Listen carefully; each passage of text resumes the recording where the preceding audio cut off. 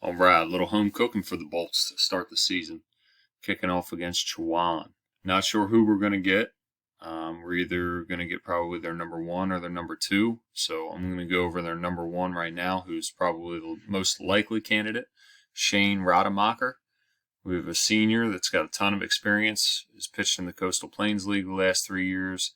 Has been a starting pitcher for them. This is now year 4. You can see last year logged 13 starts. He started the season opener for them last week at Limestone. Went 6, 3 hits, punched 9, and only gave up 1 extra base hit.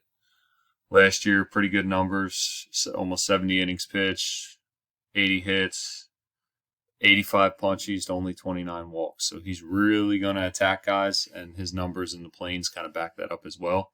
A lot of punchies, low walk guy, going to be around the zone. So as we dive into Shane here a little bit, pull this over.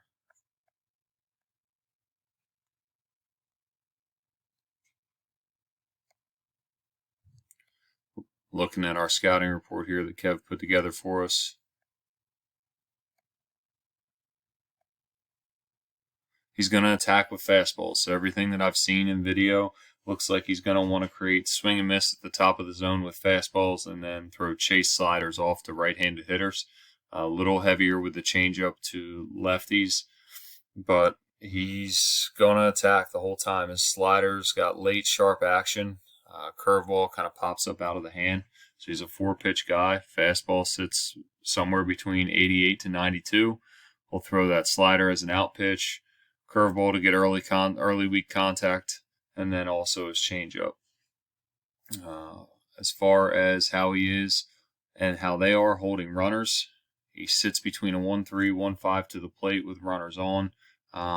Because his breaking stuff is so sharp, a guy that we can really take advantage of with dirt ball reads if we're diligent with that, and also a guy that I think we can really run on. Last week, on the weekend, Chowan gave up 6 stolen bases and didn't throw out 1 guy. And Limestone does not run nearly as well as we do. So I feel like once we get on, we can create a little havoc on the bases. This is a great template that we have that Kev put together and something that we'll have in the dugout to look at some tendencies here. Obviously, you have tendencies against left-handed hitters and right-handed hitters, and we'll make in-game adjustments as we go. Haven't added notes to this yet, but just wanted to get this initial information to you. Now let's look at some video of old Shane, see what he's working with. Now with Shane, I think we really want to try to stay in timing window number 1 as much as possible unless he shows different. Right here, we're going to look. Here's a fastball, 89 miles an hour.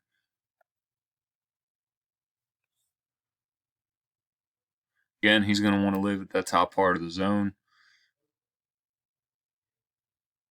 So if we're going to attack up there, I think we need to work really hard to stay on top of that fastball. It's hard to tell right here, but it looks like he's a guy with a high ride fastball. Gets on, guys.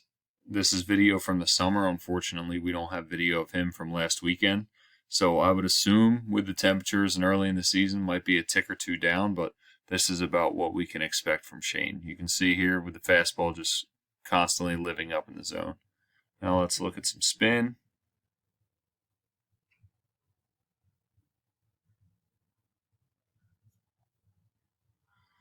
Going to look at all different types of breaking balls here. So sliders is go-to. You can see late sharp action down in the zone. Looking to get swing and miss. Here's the curveball. Going to pop up out of the hand. Okay, so 2 things we want to cue on. If we're going to attack spin, I think we definitely want to attack it up in the zone. He's going to try to create chase, like I said, down and away. So let's look to attack up and stay in that number 1 timing window. And then with that curveball, I think the curveball is going to be one. Let's see if we can find one. Sometimes they're mislabeled. Curveball is going to be the one that pops out that kind of just gets me over, and I think that we can hammer that if we recognize and stay on that. So, good weekend for the Bolts. Again, let's attack these guys. Grab the opportunity and just attack. He's going to come right at you with his best fastball, so let's be ready for it on the top of the zone. I think for some of our guys, this is really going to play into what we want to do offensively. Go Bolts.